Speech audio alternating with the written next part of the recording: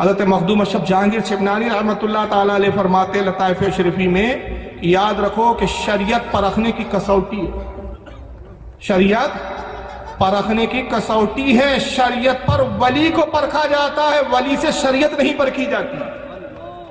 کتنا پیارا جملہ، اس کی اہمیت کو آپ سمجھیں۔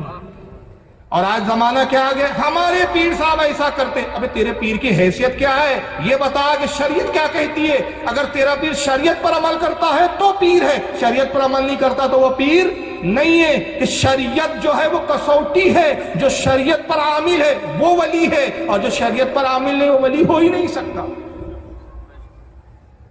بلکہ یہاں تک کہ حضرت جنید بغدادی رحمت اللہ تعالیٰ علیہ جو غوث پاک کے دادا پیروں میں ہیں، فرید الدین عطار ان کا یہ قول نقل کرتے ہیں تذکرۃ الاولیاء صفحہ 212 پہ، کہ فرماتے ولی وہ ہے جو اللہ رسول اور اللہ رسول کی اطاعت کرے، اور اس طرح وہ اللہ رسول کی اطاعت کرے کہ اس کے ایک ہاتھ میں قرآن ہو اور دوسرے ہاتھ میں حدیث رسول۔ اگر اس کے ہاتھ قرآن اور حدیث رسول سے خالی ہے تو پھر فرماتے ہیں کہ وہ ولی نہیں ہے بلکہ وہ زندیق ہے۔ زندیق کہتے ہیں وہ مجوسیوں کو جو آگ کے پجاری ہوتے ہیں یا دین کے منکر کو زندیق کہا جاتا ہے۔ مگر یہ زمانہ بڑا عجیب ہو گیا ہے صاحب، شریعت پہ ولی نہیں پرکھے جا رہے، ولی صاحب ایسا کرتے اس لیے جائز ہے۔ اور ولی صاحب کر کے ہمیں ایسے ایسے ولی پیدا ہو گئے، ایسے ایسے پیر پیدا ہو گئے کہ نیٹوں پہ ویڈیو دیکھ کر آدمی حیران ہے۔ بیچ میں ایک پیر صاحب کو دیکھا لڑکیوں سے چپٹے ہوئے رہتے جب، عورت چمٹو پیر صاحب ہے، ولی صاحب ہے۔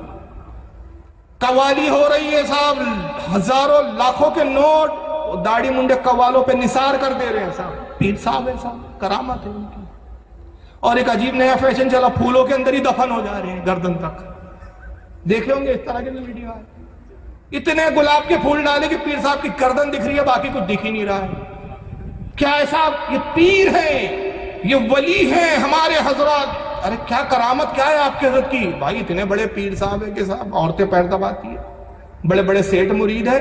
مولانا روم فرماتے ہیں کہ یہ ولی نہیں ہے بلکہ کیا ہے، کارے شیطان می کند نامش ولی، گر ولی ایس تو لعنت بر ولی۔ کام شیطان کے کرتا ہے اور کہتا ہے کہ میں اللہ کا ولی ہوں۔ اگر یہی ولی ہے تو فرماتے کہ ایسے ولی پر پھر اللہ کی لعنت ہے۔ کام تو شیطان کے کرتا ہے۔ یاد رکھیے شریعت راستہ ہے، یہ اعلیٰ حضرت کا قول ہے۔ اعلیٰ حضرت کیا فرماتے، بڑی پیاری تشریح کی ہے آپ نے اس کی، شریعت راستہ ہے، طریقت سواری ہے۔ شریعت راستہ ہے، طریقت سواری ہے، حقیقت نشان منزل ہے، اور معرفت منزل مقصود ہے۔ تو جب تک شریعت کے راستے پر نہیں چلیں گا نشان منزل تک پہنچیں گا ہی نہیں، معرفت کی منزل تک نہیں پہنچیں گا۔ آگے آ جائیے بھائی تھوڑا سا، پیچھے کچھ لوگ کھڑے ہوئے ہیں۔ تو سرکار غوث اعظم چونکہ ولیوں کے سردار تھے اس لیے شریعت پر بھی سب سے بڑھ کر آپ کاربن تھے اور شریعت پر فائز تھے۔ یہاں تک کہ لکھا گیا کہ ایک مرتبہ آپ سفر میں پیاس کی شدت محسوس ہوتی ہے، اچانک کالے بادل چھاتے اور بارش ہونا شروع ہوتی ہے، یہاں تک کہ زمین پوری جل تھل ہو گئی۔ آپ نے کچھ پانی کو نوش فرمایا، پھر وہ کالے گھنے بادل چھٹے اور ایک نور ظاہر ہوا، ایک روشنی بڑی تیز، اتنی تیز روشنی کہ آنکھیں چندی آ جائیں، اور نور سے آواز آتی ہے، عبد القادر میں تیرا رب ہوں، عبد القادر میں تیرا رب ہوں، اور عبد القادر تجھے خوشخبری ہے کہ میں تیری عبادت اور ریاضت سے بڑا خوش ہوا، اور جتنے حرام کام تھے سب میں نے تجھ پر حلال کر دیے، نعوذ باللہ، حتیٰ کہ میں نے تجھ پہ آج سے نماز بھی معاف کر دی۔ جیسی یہ نور سے آواز آئی، آپ پر ہم ہوتے تو خوش ہو جاتے، ارے واہ یار کمال ہو گیا بھائی، اللہ راضی ہو گیا، یہ نور ہے، اللہ تو نور ہے۔ قرآن میں اللہ نے فرمایا اللہ نور السماوات والارض، اللہ زمین و آسمان کو نور ہے، نور ہے، اللہ تو نور، روشنی آئی، ظاہر ہو گیا، آواز ہو گئی، بھائی اب ہو گیا، اللہ نے کہہ دیا، بشارت دے دی، آج سے نماز معاف، سارے حرام حلال ہو گئے۔ مگر وہ غوث اعظم تھے، آپ نے فرمایا لا حول ولا قوت الا باللہ العلی العظیم، جیسی لاحول پڑا سارا نور دھواں ہو گیا۔ کون تھا وہ؟ ابلیس، شیطان۔ آواز آئی عبد القادر آج تجھے تیرے علم نے بچا دیا۔ دیکھیے دوسرا حملہ تھا.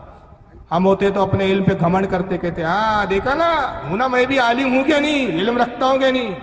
لیکن غوث اعظم دیکھا مردود پھر دھوکہ دیتا ہے, مجھے میرے علم میں نہیں میرے اللہ نے بچایا, یہ میں فضل خداوندی قدوس سے بچا ہوں.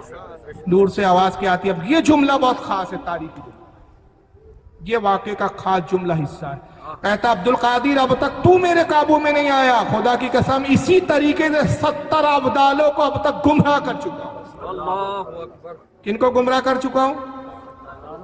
عام مسلمان کو نہیں کہہ رہا ہے, وہ مسلمانوں کو گمراہ کر چکا ہوں 70 ابدالوں کو. تو اندازہ لگائیے کہ کتنا بڑا ازلی دشمن ہے وہ انسانوں کا, کہ جب 70 ابدالوں کو گمراہ کر دے تو آج کے پیر صاحب کس کھیت کی مولی ہے. تو اب اگر کوئی سنترا نکالے تو ولی مت سمجھو آپ, بھائی سنترا نکال دیا حضرت نے, انگوٹھی نکال دیے, ہاتھ میں سے انگوٹھی دے دیے, فلا کر دیے, پیٹ پہ ہاتھ لگائے تو پتھری باہر آ گئی, بہت بڑے ولی ہے. یہ معیار نہیں ہے, بلکہ معیار کیا ہے, شریعت پر پابند ہے یا نہیں. یہاں تک کہ بزرگان دین فرماتے ہیں, کئی بزرگوں نے اقوال نقل کیے ہیں کہ اگر کسی کو پانی پہ چلتا ہوا دیکھو ولی نہ سمجھو, کسی کو ہوا میں اڑتا ہوا دیکھو ولی نہ سمجھو, جب تک یہ نہ دیکھ لو کہ رسول اللہ کی شریعت پر پابند ہے یا نہیں. تو معیار کیا ہے؟ رسول اللہ کی شریعت.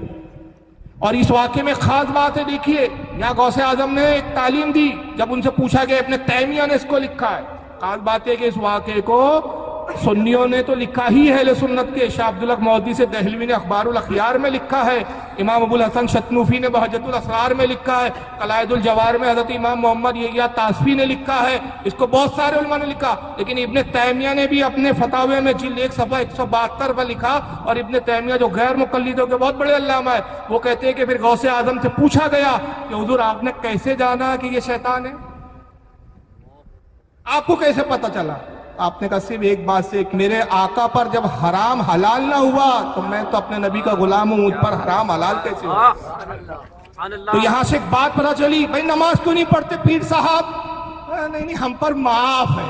تو کون ہے, تیری اوقات کیا ہے کہ تجھ پہ نماز معاف ہے؟ کچھ تو پھر ایسے نہیں نماز کیوں نہیں پڑھتے پیر صاحب؟ ارے بھائی نماز وہ لوگوں کے لیے, ہم تو ولایت کی اس منزل پر ہے کہ یہ زمین یہ مسجد ہمارے لیے نہیں ہے, ہم تو خانے کعبہ میں جا کے نماز پڑھتے ہیں.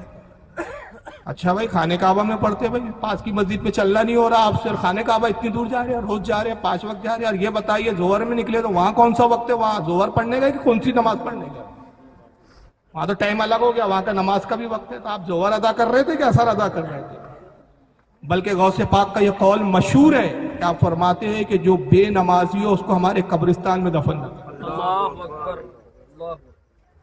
تو جب غوث اعظم کو اس نے فریب دیا کہ حرام کو حلال کر دیا, آپ اس فریب میں نہیں آئے, بلکہ آپ اس قول کے قائل تھے جو امام احمد ابن حنبل جس قول کے قائل تھے, کہ امام احمد ابن حنبل اس حدیث کی بنیاد پر فتویٰ دیا کرتے تھے کہ جو قصدن نماز چھوڑتا ہے وہ ہمارے نزدیک کافروں کی طرح کام کرنے والا ہے, یا وہ کفر سے قریب ہے. اور وہ حدیث پاک کیا ہے, من ترک الصلاۃ متعمدا فقد کفر, جس نے جان بوجھ کر ایک وقت کی نماز چھوڑی وہ کافر ہو گیا.